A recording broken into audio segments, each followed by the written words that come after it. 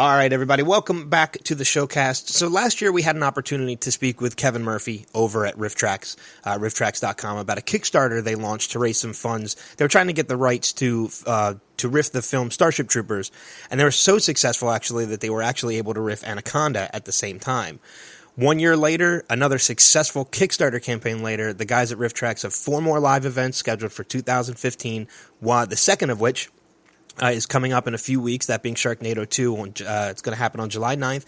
And this time around, we're joined by yet another crazy member of the RiffTrax gang. Please welcome Mr. Michael J. Nelson. Michael, thanks for joining us. Hey, it is my pleasure. Great to be here. I have to say, before we get started, before we go into anything else, I was one of the many who campaigned for it for the longest time to make it happen. Great job on At Midnight last week. Thanks. Oh, yeah, it was really fun. Yeah, great bunch of people and very fun to do. Yeah, you, Kevin, and Bill were just fantastic. I had been tweeting Chris Hardwick and At Midnight for a while, as I know many other people were as well. So I was happy to finally see it happen. No, it was cool. Thanks for doing it. It really was a blast. Normally we don't, crawl out of our little writing troll caves where we cook up our stuff. So to get out and see actual professional TV again is really fun to do. Yeah. Now, I've been to every RiffTrax Live you guys have done. I'm a huge fan. I own about 30 of the MP3s. I own quite a few of the DVDs. They've all been fun, hysterical shows, but the last one you did, The Room, which is the first one of your 4-part that you're calling The Crappening this year, which I love. That one to me was by far probably the funniest damn one I have ever been to out of all the ones that you guys have done. I'm sure you guys put a ton of work into everything you do, from writing to the production and everything else, and I know you're always trying to make things better than the last one. But do you ever feel sometimes, especially after one like that sometimes you may have set the bar too high? Well, first of all, thank you for your patronage, and thank you for the kind words. Sometimes the movie is just such a gift to you. We're sort of, in a lot of cases, you're stepping in front of a parade, where there's already something cool going on, and we just get to be a part of it. And, yeah. And The Room is, its own phenomenon. And you're right, it is a lot of hard work, but there are moments in that movie where you just you step back and you're almost liberated in a way. Yeah. So we won't always be gifted with such wonderful material. Yeah, I mean, I was just going to say, there were moments in that movie that just kind of riffed themselves. You guys didn't, like you said, you just kind of took a step back and just let the scene happen, and it was more than enough. Yeah, and it's an interesting phenomenon. We're you're nervous as a comedian and writer, where you want to make sure that people are laughing all the time. That's your instinct. And when something's just funny on the screen, you sometimes feel like, well, they're laughing, but I didn't do that. And then you realize, calm down. People are having a great time. So it's just a thing of just realizing that we're all here enjoying this together, and it's, just have fun and relax. Yeah. Yeah, and The Room, not the greatest movie ever made, as you can tell. Yeah, and like you kind of alluded to, I'm sure it's a little bit easier to riff bad movies. What's the trick, though, to riffing like really good ones, or ones that you personally just like to watch and enjoy without having to riff on them? Like, what's the trick to making good, riffs to those? Well, you have to find a different way in. I mean, people are only going to laugh at things that ring true, and if you're watching a good movie and you're making a joke about, oh, but this is terrible, and it's not going to, people are going to go, what are you talking about? So it's just, it's sort of creating a different way in, whether that's talking about something else or, there are somewhat ridiculous elements to the whole process of all films. There's, people compress time, and they make you suspend your disbelief. And sometimes it's fun to just point those things out, which are not mistakes, obviously. Those are built in. But it's just sort of fun to just kind of play with familiar things that you actually like in a different way. Yeah. You said that, you guys said that you're quite often in the writer's room and you're working on, the next riff, whether it be the RiffTrax Live or, any of the ones that you're putting up on the website, rifftrax.com. When you're doing a live show, how soon before the date of the live show do you actually start your preparation for that particular show? We used to do it closer to the date, just for scheduling. Now we've just gotten smarter about scheduling it farther out, just to make sure we're on the right track with the script. So we'll just do a draft of it pretty far out, and then we'll just kind of live with it for a while and see how it feels and slowly revise it. And then it gets more intense as we get towards the actual show date, where then we're really, locking ourselves in a room and just going through it joke by joke. So, but rather than make it super intense, we try to take a pass at it at least a month before. Yeah.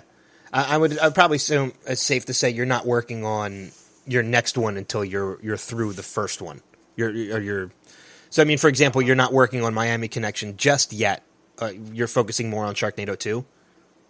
Yeah, we're focused on that now. I'm trying to think if we ever have crossed over. It's been close before, yeah, where we'll have to, we have to write lines for the trailer, so we'll sort of visit the movie long in advance of it and pull out some moments. And, so, yeah, we're pretty familiar with all of them, well in advance. Yeah. Yeah, it's funny because, I mean, the whole thing, you guys are making comments through movies, which isn't something that people usually enjoy if you're, say, in a movie theater, per se. But, going into a RiffTrax Live event, obviously people know what they're getting themselves into. But I know personally, I always got yelled at when I was little for making comments during movies, yelled at by the people around me, I should say. And even sometimes as an adult, I get yelled at from my wife when I do it. But were you always the same way kind of growing up? And that's kind of how, obviously the stuff you probably said during movies was a lot funnier than the stuff I said during movies. But, were you kind of the same way growing up? Probably just about 10 times more than I was, though? Oh, I wouldn't assume that mine were any better than yours, trust me on that. But yeah, I mean, I grew up sort of, I don't know why, we're just sort of talking back to your medium and finding it really funny. My brothers and I used to always, repeat to each other dumb little things and pull them out. I think that a lot of people, a lot of people, but not most people, like to do that. Some people are oblivious to that. And it's funny, you talk about the talking in the theater and having people tell you to shut up. There was actually a concern in the room because the room has its own following, and we actually did get a couple people saying, like, I want to see the room, and here's these three idiots up on stage talking during my beloved room. So I thought that was very funny. Do you, when you go to see movies now in theaters, do you still do that, or do you kind of have to resist a little bit? No, I don't do it anymore because it is really annoying. I mean, you think about it, like if you're watching a really bad movie, there's occasionally you'll get into a crowd of people who suddenly the whole crowd is like, yeah, you know what, this is bad, and if somebody's making comments, who cares? And maybe 1 out of 30 of them are actually funny. Mm-hmm. But if it's not that, which is, like I say, extremely rare, then they're almost never welcome. I mean, even if they're mildly amusing, it's like, hey, I'm still a little bit into the movie, dude. Yeah. Yeah. Yeah, it's those and the people who have that really, like, over obnoxious laugh at the dumbest parts of movies. Like, that always annoyed me. And off air, I had mentioned your Twitter account, which is at Michael J. Nelson. You seem pretty active on Twitter. How has that changed things for you as far as, being in the entertainment industry? Before Twitter, how has it been different since it's kind of come about and really exploded? Well, it's interesting. When we started Mystery Science, not long after that, really the Internet sort of, as a fan-sharing thing, kind of grew up with us, where we had fairly close contact with fans and kind of knew what they were saying about our show from, excuse me, there's that Nick Nolte disease creeping in.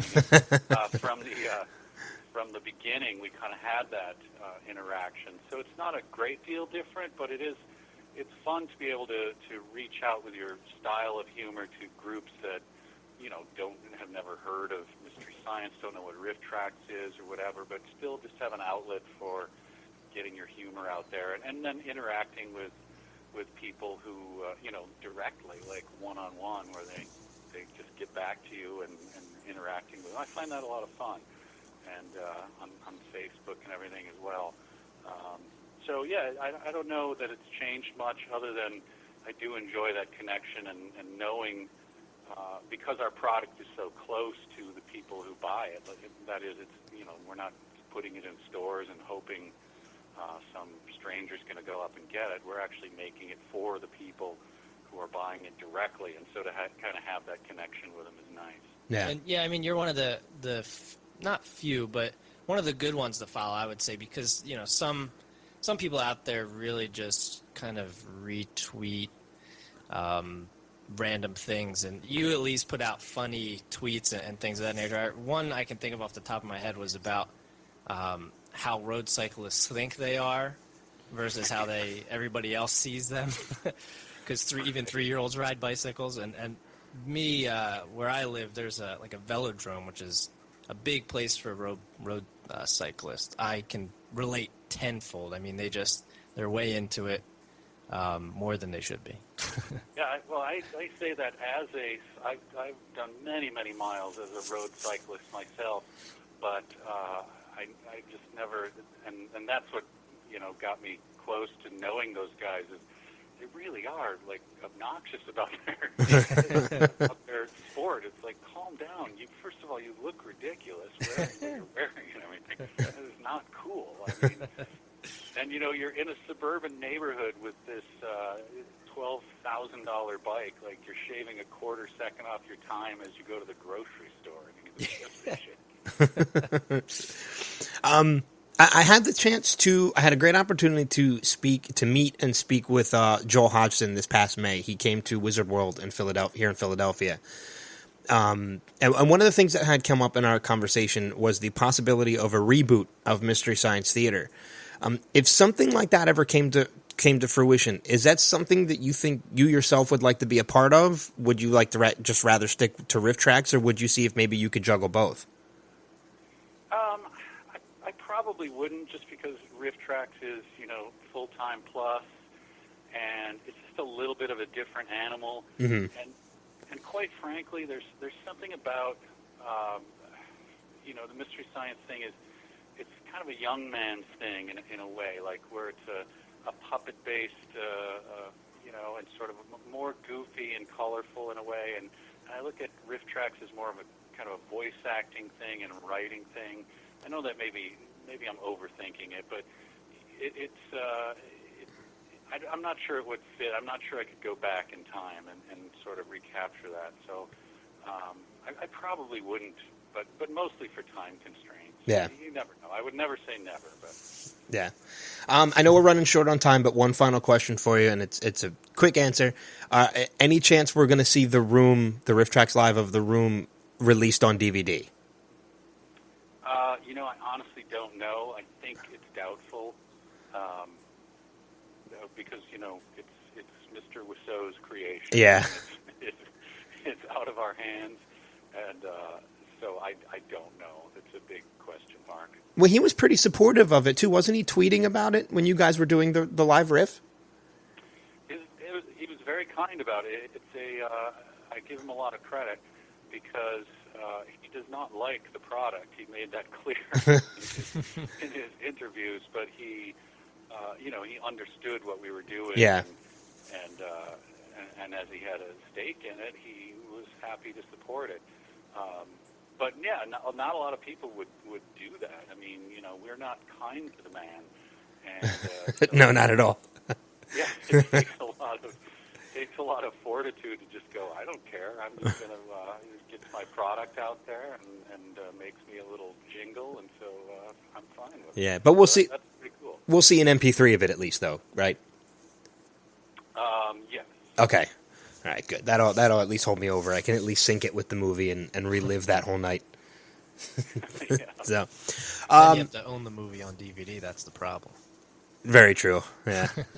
What have you sampled the Blu-ray yet? I have not. I didn't see The Room until I saw it. Until I saw you guys do the live riff. Well, The Room was good released heaven. on Blu-ray. Yeah, he released it on Blu-ray. Go online and look for image search The Room DVD, and then image search The Room Blu-ray. He made some changes to the artwork of his face, and it's hilarious and bizarre and shocking. But also the Blu-ray has a bunch of extras that are very edifying for you if you have any interest in knowing what went on behind the scenes. I might have to check that out. Yeah. But we want to make sure we mention, before we let you go, we want to make sure you mention, obviously, Sharknado 2 is coming up. The live show is going to be on July 9th, and the encore is on July 16th, followed by your live riff of Miami Connection on October 1st, with the encore on October 6th, and Santa and the Ice Cream Bunny December 3rd, with the encore on December 15th.